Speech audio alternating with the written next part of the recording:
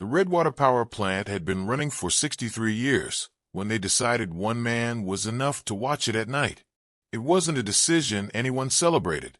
The union fought it, the older workers grumbled about it, and the local newspaper ran a cautious editorial about the risks of automation. But the numbers were undeniable. New computer systems could monitor every turbine, every transformer, every mile of cable that snaked through the facility. What had once required a crew of 12 could now be handled by software and a single technician on site for emergencies. Evan Marshall was that technician. He didn't mind the isolation. At 34, he'd worked at Redwater for 8 years, starting as an apprentice electrician and working his way up through the ranks. He knew the plant's rhythms, its sounds, the way the building breathed and settled in the cold hours before dawn. While others saw the night shift as exile, Evan found it peaceful. No managers checking over his shoulder. No small talk in the break room. Just him and the machinery, coexisting in their nocturnal routine.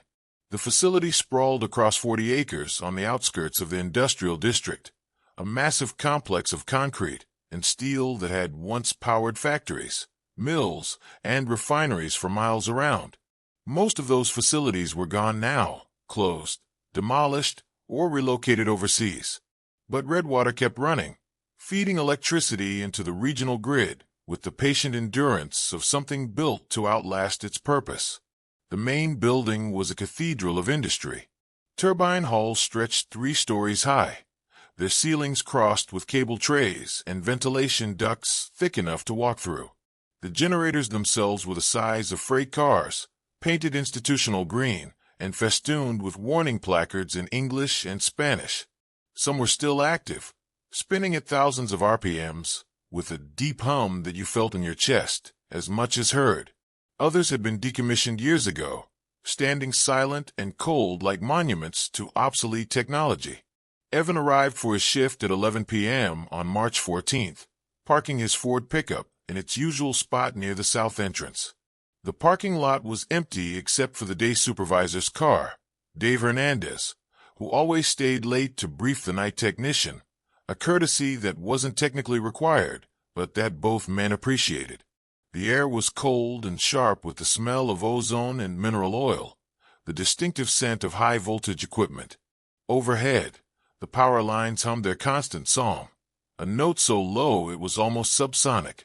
Evan had read somewhere that the frequency was exactly 60 hertz, the same as the electrical grid itself, and that some people claimed to hear voices in that hum if they listened long enough. He'd never heard voices, just the hum. Dave met him at the security entrance, a small fortified room with reinforced glass and a bank of monitors showing feeds from cameras throughout the plant.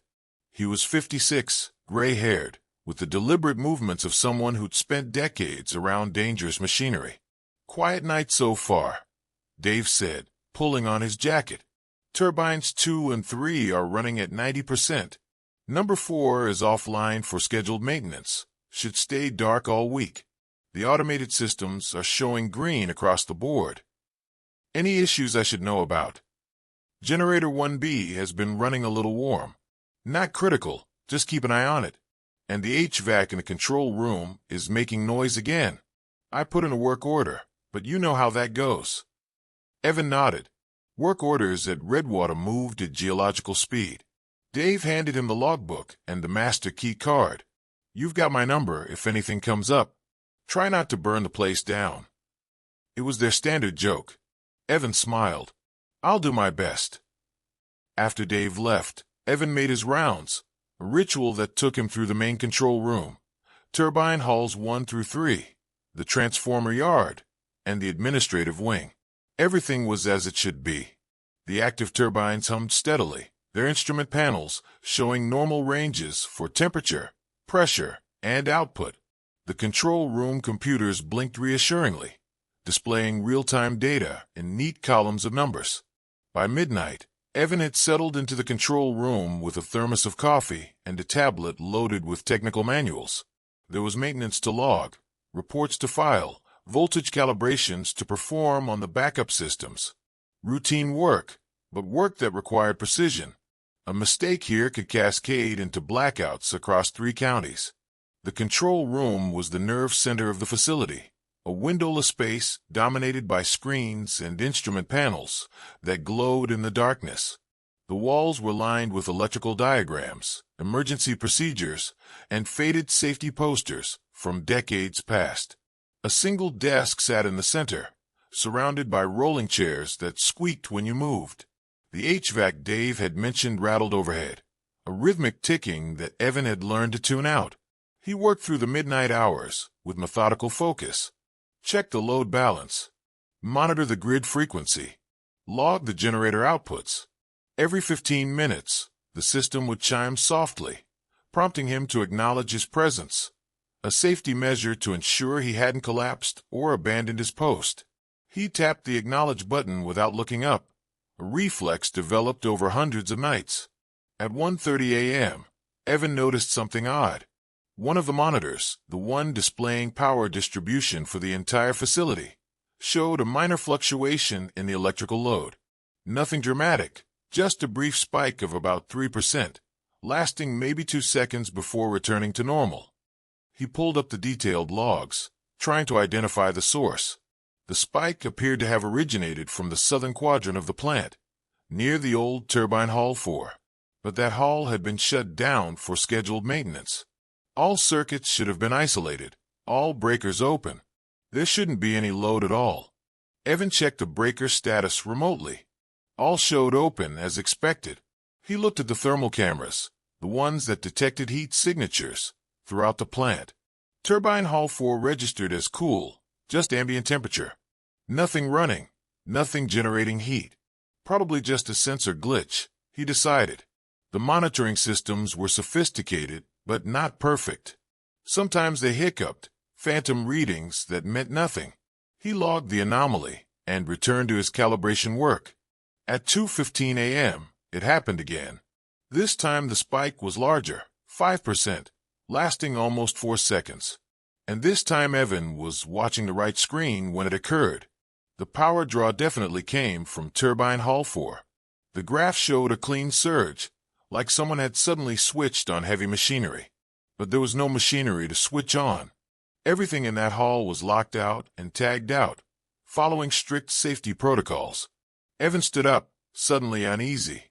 He walked to the security monitors and pulled up the camera feeds for Turbine Hall 4. The facility had 16 cameras in that section, one at each entrance, several covering the turbine floor, others watching the catwalks and equipment bays. All the feeds showed darkness. The hall's main lights were off, as they should be. Only the emergency lighting was active, casting the massive space in a dim red glow that made everything look vaguely sinister.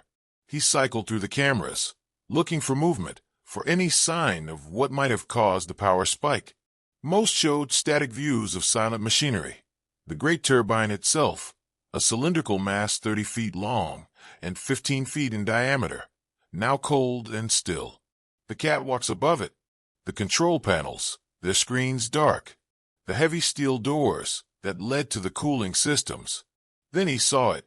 Camera 12, positioned high on the south wall, showed something moving near the turbine.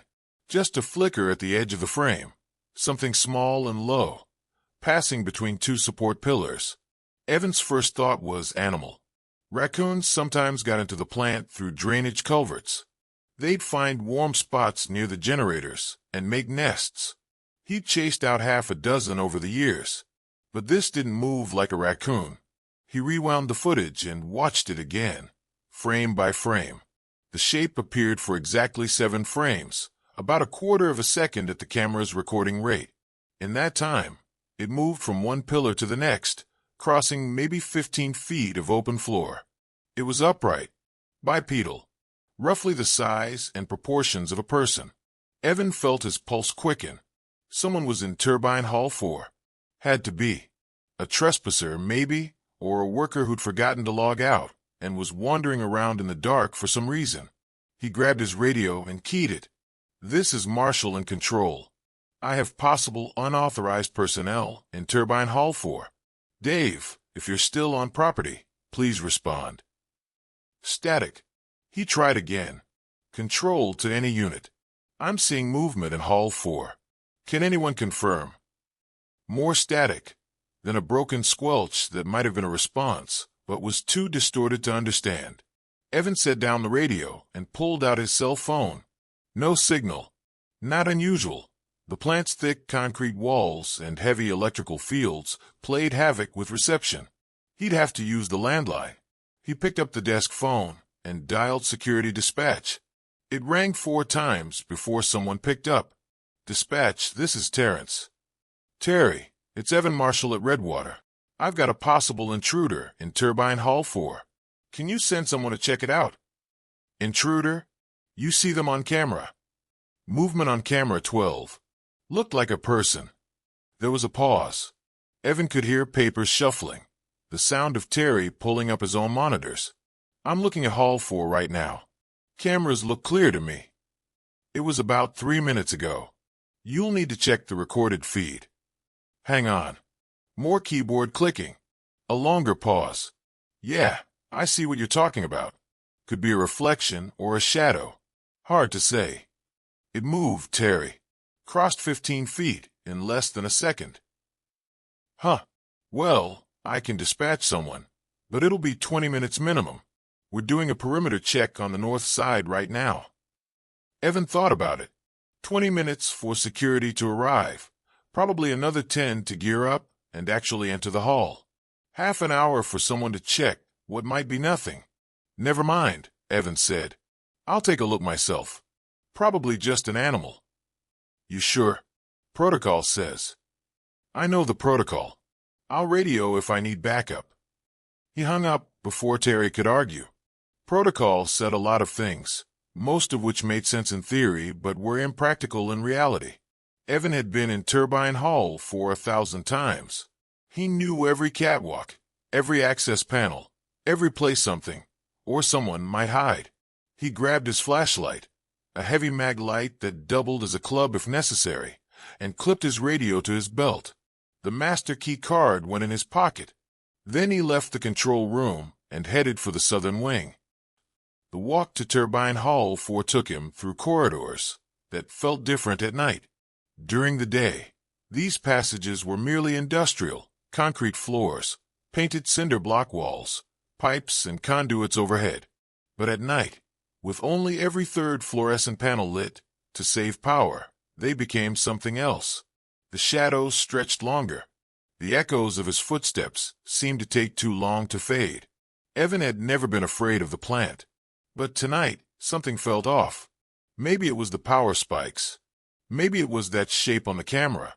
Or maybe it was just his imagination, fed by too much coffee and too many hours alone. He passed through the main turbine floor of Hall 2, where Generator 2 hummed its deep mechanical song. The sound was immense here, a physical presence that vibrated through the floor and up through his legs. He could feel his ribcage resonating with it, his lungs expanding and contracting in rhythm with the machine. Some of the older workers claimed the turbines had personalities, that you could tell them apart by sound alone. Evan had never gone that far, but he understood what they meant. The machines were alive in their own way. The door to Turbine Hall 4 was marked with a large yellow and black placard. Equipment offline. Authorized personnel only. Evan swiped his key card and heard the magnetic lock disengage with a heavy clunk. He pushed open the door. The temperature change was immediate. While the rest of the plant was warm, heated by running machinery, Hall 4 was cold. Not just cool, but genuinely cold, like a refrigerator. Evan could see his breath misting in the beam of his flashlight. That was wrong. The hall should be at ambient temperature, maybe a few degrees cooler without the turbine running. But this felt like winter air, sharp and biting. He stepped inside and let the door close behind him. The emergency lighting cast everything in crimson, making the space feel like the interior of some vast iron creature. The turbine loomed in the center of the hall, its surface dull and still. Above it, catwalks crisscrossed at multiple levels, their railings throwing complex shadows. "Hello," Evan called out, his voice echoing strangely. "This is facility maintenance. If someone's in here, you need to identify yourself." No response. Just the soft hum of the emergency lights and the distant vibration of active turbines in other halls. He walked slowly across the turbine floor, his flashlight beam sweeping back and forth. The concrete was clean. Hall 4 had been pressure washed last week as part of the maintenance prep. No footprints visible except the faint outlines of his own boots. He reached the spot where he'd seen the movement on camera and examined the area carefully. 2 support pillars stood about 15 feet apart, both painted the same institutional green as everything else. Between them was open floor, nothing to hide behind. He checked the catwalks above, shining his light upward. Empty. Just steel grating and handrails. Starting to feel pretty silly, he muttered to himself. That's when he heard it. A sound from deep in the hall. Metallic. Rhythmic. Like someone tapping a wrench against a pipe. 3 slow strikes, then silence. Asterisk tap. Tap. Tap asterisk. Then nothing. Evan turned toward the sound, which seemed to have come from the eastern equipment bay, a section of the hall where auxiliary systems, like pumps and compressors, were housed. He walked in that direction, his footsteps loud in the quiet. "I know you're here," he said, trying to sound authoritative rather than nervous. "You're trespassing on private property. Come out now and we can sort this out without involving the police." Asterisk tap. Tap. Tap asterisk. Closer this time. Definitely from the equipment bay. But now that he was nearer, Evan could hear something else beneath the tapping. A low sound, almost like humming. Not mechanical. Human. Or something that sounded human.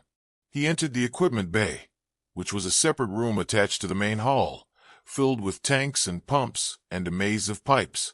The emergency lighting was dimmer here, and his flashlight beam seemed weaker, as if the darkness was somehow thicker. The humming was clearer now. A single low note, held continuously, almost like a monk's chant.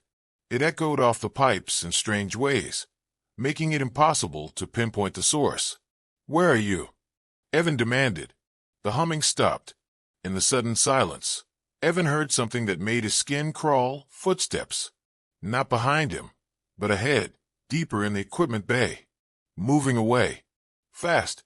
He ran forward, flashlight swinging wildly, trying to catch whatever, was in here with him. The equipment bay connected to a service corridor, which led to the cooling system tunnels. If someone was trying to escape, that's the way they'd go. He burst through the service door and into the corridor beyond. The temperature dropped even further. Now it felt like a freezer. His breath came out in thick clouds. The corridor stretched ahead into darkness, emergency lights spaced so far apart they created pools of shadow between them. And in one of those pools, maybe 50 feet away, Evan saw it. A figure, standing completely still. "Stop!" Evan shouted, his voice cracking slightly. "Security is on the way. You need to stay where you are." The figure didn't move, didn't respond, just stood there, a darker darkness in the gloom. Evan approached slowly, flashlight raised. As he got closer, he could see more detail. It was human-shaped, definitely, standing upright, arms at its sides. But something about the proportions was off. The head seemed too large, the arms too long. 20 feet away now.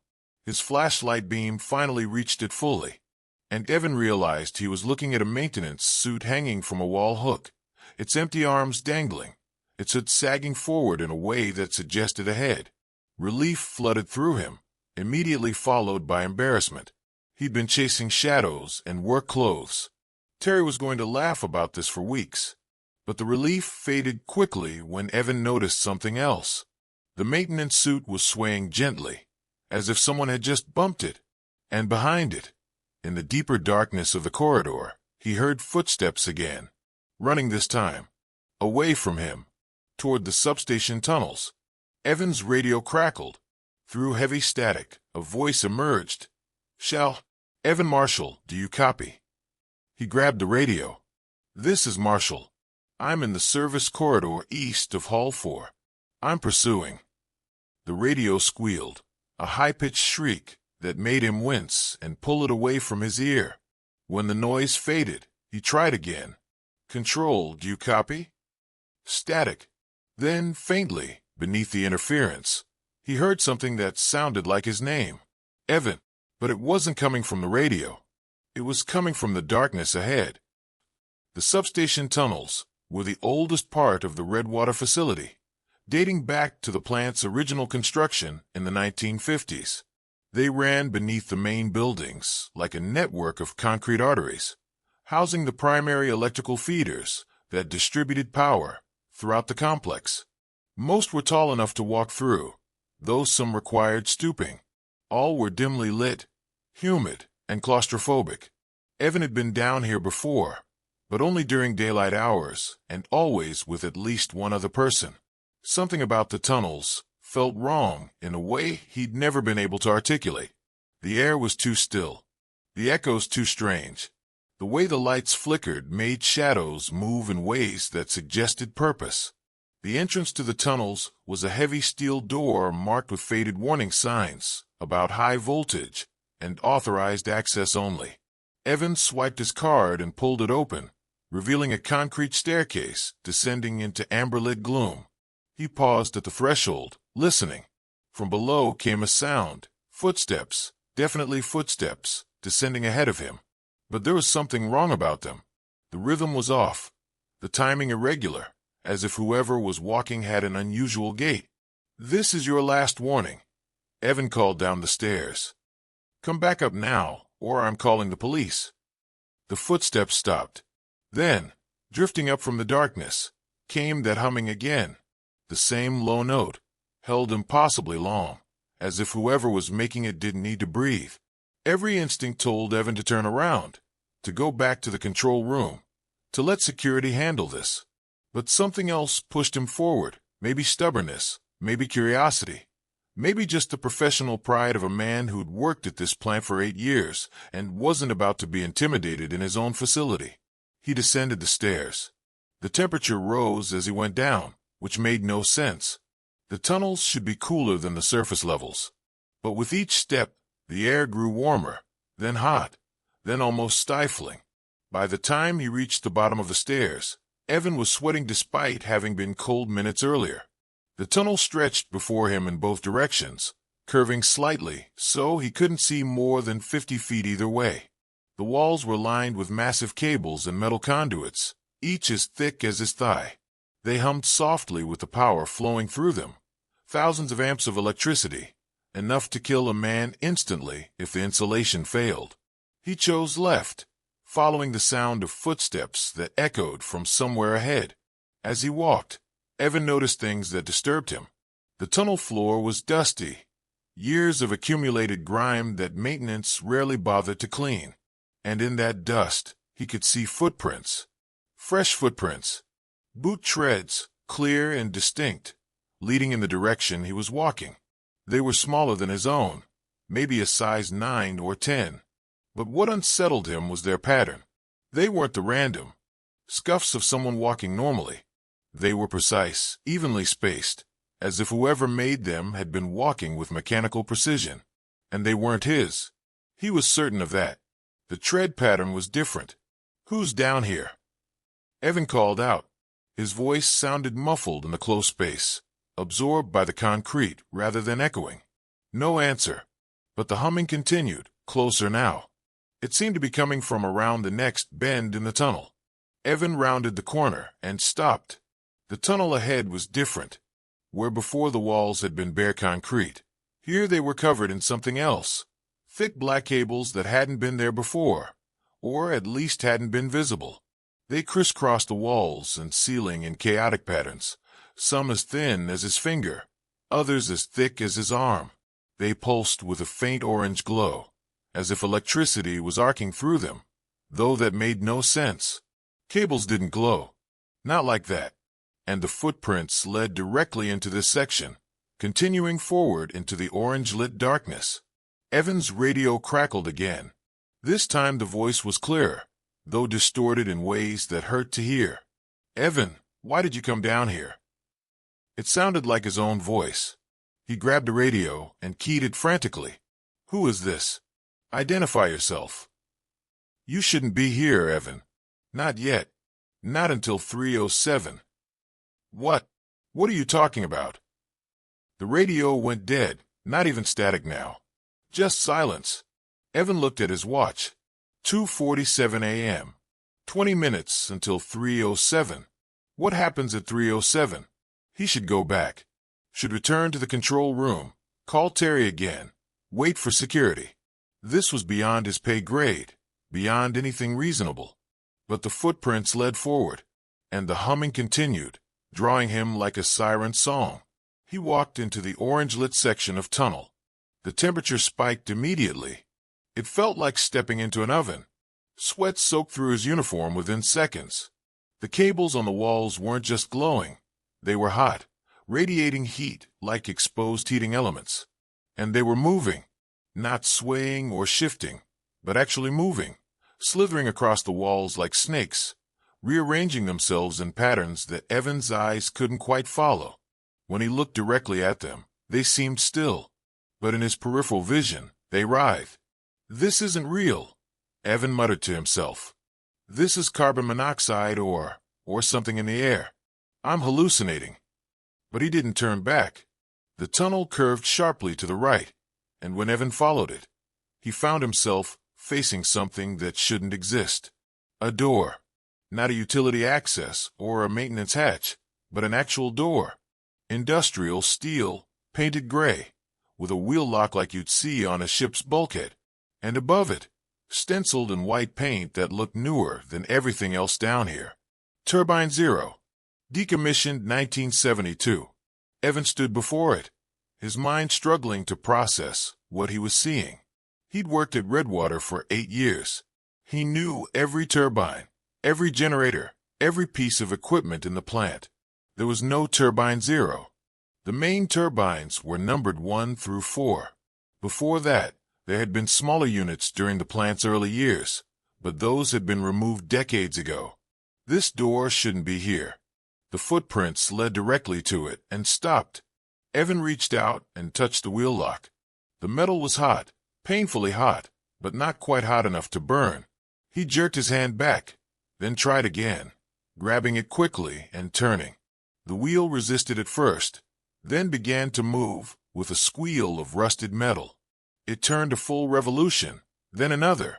On the third turn, something inside the door clanked heavily, and the door swung inward on silent hinges that should have been shrieking after 50 years of neglect.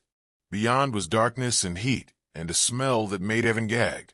Ozone and burnt metal, and something organic, like cooked meat. He shone his flashlight inside. The beam revealed a chamber larger than he'd expected, maybe 50 feet across and 30 feet high. The walls were blackened with what looked like scorch marks, radiating out from the center in circular patterns like the aftermath of an explosion. The floor was concrete, cracked and buckled in places, and in the exact center stood a turbine. It was smaller than the ones upstairs, maybe 15 feet long and 8 feet in diameter, but it was unmistakably a turbine generator, the same basic design as the newer models. Except this one looked ancient, its casing pitted with rust and corrosion, its bolts seized with decades of oxidation. And it was spinning. Slowly. Maybe one revolution every 3 seconds. The blades inside visible through inspection ports, turning with a rhythmic whoosh that matched the humming Evan had been hearing. But there were no cables connected to it. No power feed. No output lines. The turbine sat on its mounting base like a sculpture, completely isolated from any electrical system. Yet it was running. Evan stepped into the chamber, his flashlight beam sweeping across the space. The air shimmered with heat, distorting his vision. He could feel his heart pounding, could hear the blood rushing in his ears, mixing with the mechanical rhythm of the spinning turbine. On the far wall, something caught his eye. Writing. He approached, his boots crunching on debris scattered across the floor. The writing was in chalk, fresh white chalk, stark against the blackened wall. The letters were large, written in shaky hand. Don't let it stop. Below that, more writing, smaller, more frantic. Jenkins, 1972. Morales, 1985. Chu, 1998. Marshall, 2024. Evan's blood ran cold. Marshall 2024. His name. His year. "What is this?" he whispered. The turbine's rotation began to accelerate. The whooshing sound grew louder, faster, building to a roar. The orange glow from the walls intensified, and Evan realized it wasn't coming from the cables outside. It was coming from the turbine itself, from inside the machine, as if something was burning at its core. His radio crackled to life with a burst of static, so loud it made him drop it. The device hit the floor and continued squawking, voices bleeding through the interference, multiple voices, layered over each other, all saying the same thing. "Don't let it stop, don't let it stop, don't let it stop."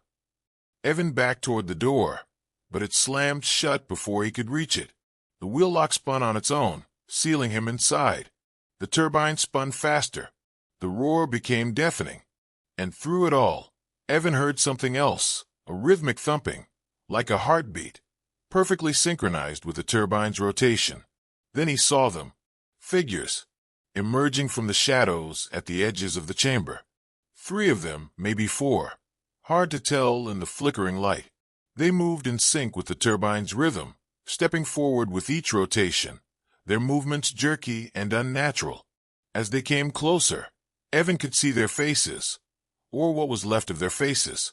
Burned, blackened, eyes gone, replaced by empty sockets that somehow still seemed to see. Their mouths moved in unison, forming words without sound, their lips matching the rhythm of that impossible heartbeat. And Evan understood. This wasn't a turbine. This was something else. Something that had been buried down here in 1972, sealed away and forgotten. Something that needed to run, needed to turn, needed hearts to keep it beating. The figures reached for him. Evan screamed and threw himself at the door, pounding on it with his fists, kicking at it. But the steel was solid, and the wheel lock wouldn't budge. Behind him, the turbine roared louder, spinning so fast now that its blades were just a blur. The heat was unbearable. The air was too thick to breathe. He turned to face them, these burned things that wore human shapes, and in their empty eye sockets he saw his reflection, saw himself as he would be, joining them, becoming the 4th or 5th or 10th person to feed this machine that wasn't a machine, to keep it spinning through the decades, to write his name on the wall and wait for the next one. The figures stopped just inches from him. One reached out a blackened hand and pointed at the turbine, then at a control panel on the wall, a single lever, corroded but intact. Evan looked at it and understood. He could shut it down. Pull that lever and the turbine would stop. The machine would die. The building would be safe. But so would he. The figures shook their heads in unison, a slow, deliberate movement that was more felt than seen. Their mouths formed words. "Don't let it stop." Evan's hand moved toward the lever. The burned figures recoiled, backing away, their movements agitated now, frantic. The turbine's roar became a shriek, the sound painful, overwhelming. His fingers touched the lever. Every light in the chamber went out. Absolute darkness. Total silence. Then, from somewhere in that darkness, a voice, his voice, but wrong, distorted, echoing from every direction at once. 307, Evan. It's 307. When the lights came back on, fluorescent and harsh and blessedly normal, Evan Marshall was gone. The chamber was empty except for the turbine, now silent and still, its surface cold to the touch when the maintenance crews found it 3 days later. The door had been open, the wheel lock turned from the inside. Evan's flashlight lay on the floor near the entrance, its batteries dead. His radio was found further in, near the control panel. When the investigators tested it, they heard only static. But one technician, working late at night while reviewing the recordings, claimed that if you turned the volume up high enough and listened through headphones, you could hear something beneath the static. A rhythm. Regular. Steady. Like a heartbeat. The security footage from that night told a strange story. It showed Evan entering Turbine Hall 4 at exactly 3:07 a.m., walking with purpose toward the service corridor. The cameras in the corridor were down. A technical glitch, the report said. but the timestamp showed him entering the substation tunnel access at 3:09 a.m. He never came out. At 3:11 a.m., every camera in the facility experienced a 1-second burst of static. When the feeds resumed, all the timestamps had reset to 12 a.m., as if the entire system had rebooted. Thermal imaging from that period showed a massive heat signature in the substation tunnels, over 400 degrees Fahrenheit, lasting exactly 60 seconds before dropping back to ambient temperature. The official report called it an electrical fault, equipment failure. Evan Marshall had likely been electrocuted while investigating an unauthorized power draw, his body vaporized by the voltage. It was tragic. It was unfortunate. It was the kind of accident that happened when you cut the night crew down to one person. The union fought for better staffing. The newspaper ran another editorial. The plant manager made a statement about safety protocols. And life went on. But there were details that didn't make it into the official report. The chalk writing on the wall, for instance. The investigators photographed it, but the photos were mysteriously corrupted, showing only static and blur. When they returned to photograph it again, the writing was gone, as if someone had wiped the wall clean. The footprints in the dust that didn't match anyone's boots, including Evan's. The maintenance suit in the service corridor that was found hanging exactly where it should be, except one of the pockets contained a thermos with Evan's name on it. A thermos that should have been in his truck. And the turbine itself, Turbine 0, which according to all plant records and architectural surveys shouldn't exist. The engineering team spent a week examining it, trying to determine its age and purpose. The serial numbers had been filed off. The design didn't match any known manufacturer. The metal composition was unusual, an alloy that contained trace elements that shouldn't be there. They tried to move it, to dismantle it and remove it from the tunnels. But every time they started cutting or unbolting, equipment would fail. Cutting torches would go out. Power tools would short. Men would become suddenly ill, complaining of headaches and nausea that disappeared the moment they left the chamber. Eventually, they gave up. The door was welded shut, the tunnel section sealed with concrete, and the records were quietly filed away in a storage facility that most people had forgotten existed. The night shift at Redwater went back to being staffed by 2 people. No one wanted to be alone in the building anymore.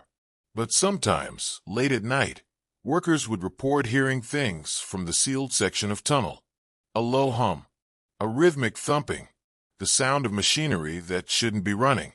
And if you checked the power monitors during those times, you'd see something interesting. A small fluctuation in the electrical load. Nothing dramatic, just 3 or 4%, lasting a few seconds, coming from an area where all circuits were supposedly isolated, where nothing should be drawing power, where a turbine that doesn't exist continues to spin in the darkness.